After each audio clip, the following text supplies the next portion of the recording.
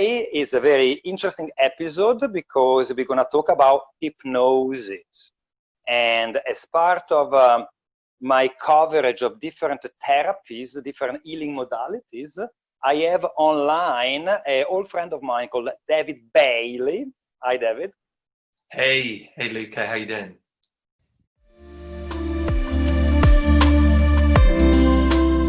First of all, I'd like to ask David, who is David Bailey? So I am a hypnotherapist and a life coach, and I've been doing this work for about 10 years. I'm a traveler. I'm somebody who loves art and culture, and this kind of work has really helped me personally. In your own words, I mean, how would you describe hypnosis? Yeah, it's like being in a trance state, which is an altered state of consciousness, which everybody experiences all of the time anyway. So for example, if you're in the cinema watching a movie and you're so into it that you kind of forget you're watching a film, and you laugh and you cry and you forget that there's hundreds of people around you, that is like an altered state, because in that moment the reality of the film is your experience. Now, that's a very commonplace example, but what we do with hypnotherapy is we utilize that form of focus and attention to create healing experiences and be able to help people go beyond their regular day thinking to resolve issues and be able to move forward in their life.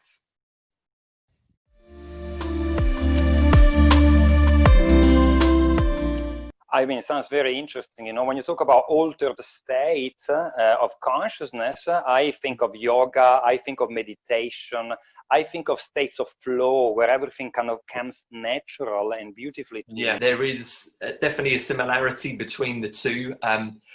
With hypnosis, like specifically hypnotherapy, it's more a collaborative experience because you're working with a hypnotherapist. And personally, I found that easier because it's, of course, as a subject, you need to be following instructions, you need to be following suggestions, but it's, you're working with a professional that can help guide you. You know, it'd be like if you went to the jungle and you had a local guide and they're helping you navigate your way through the forest to find the fruit. That's the kind of metaphor that I like to see. It's like helping you, guide you through your own subconscious mind.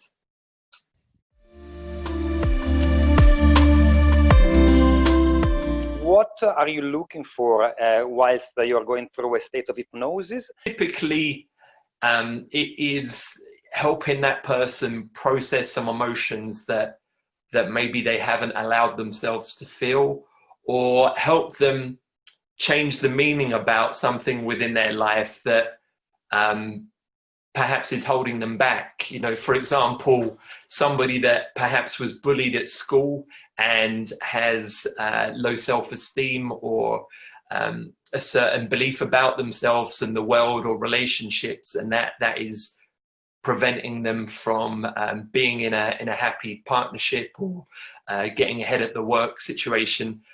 Helping them look at those beliefs, look at those stories that they're telling themselves, but from a different perspective, because normally they probably wouldn't even consciously be aware of it.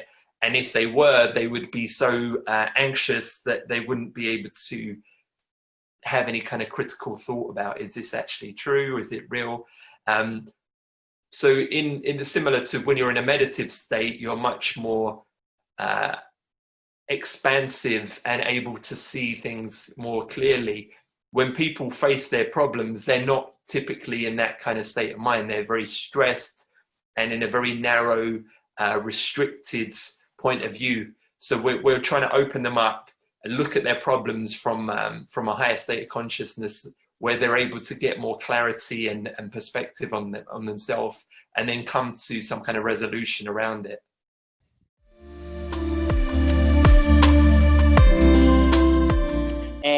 And how does it work from a practical perspective? There's a number of methods that I use, but I would do something called an induction, which is leading them through like a ritualistic process, like as in if you see a shaman, they lead you through a ritual. It's very similar. There's a ritual of hypnosis where you lead them through a process, and then they get into what you might call a trance state, or they've reached an emotional connection to the thing that is problematic, and then I will lead them through well, there's different things that I will do depending on what's coming up for them.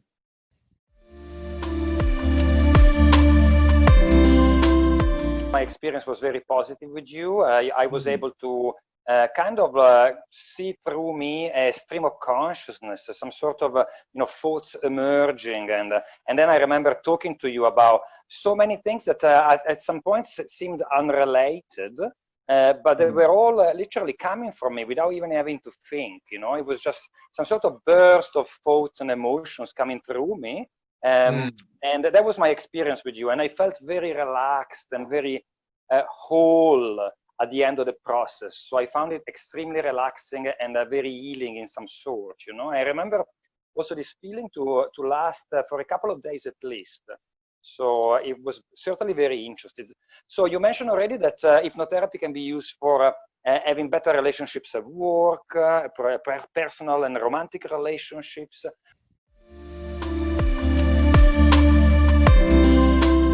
Why should everyone try hypnosis at least once?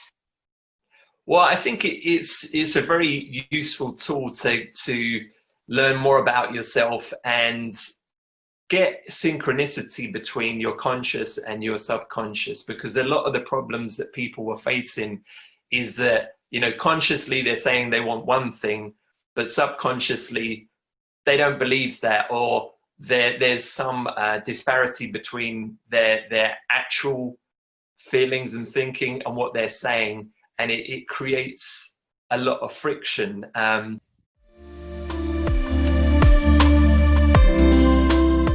As you guys know, at the Smiley Retreat here in Copenhagen, we employ different type of freelance therapists, and hypnotherapy is one of the modalities available here. So, David, I hope you will find a way to come back to Thailand very soon, and I'm looking forward to seeing you in Copenhagen. I know in the meantime you're also taking clients online. So if anybody is interested in trying out hypnosis with David, this is a very good chance to do it now. So thank you very much for being online with me, David, and see you soon, eh? Thank you, Luca. Great speaking to you. Bye-bye.